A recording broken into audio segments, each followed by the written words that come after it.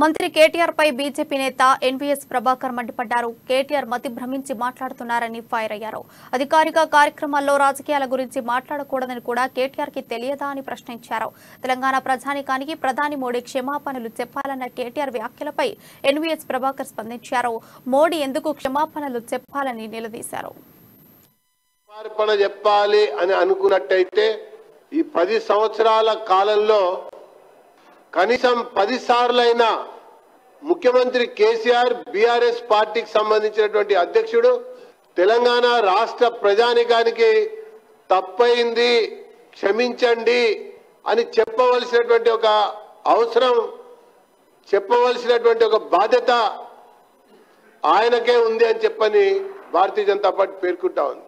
ఒక్కొక్క సందర్భంలో ఒక్కొక్కసారి ఒక్కొక్క వర్గాన్ని మోసగించింది, వంచింది, పబ్బం గడుపుకుంది ఈ ముఖ్యమంత్రి కేసీఆర్.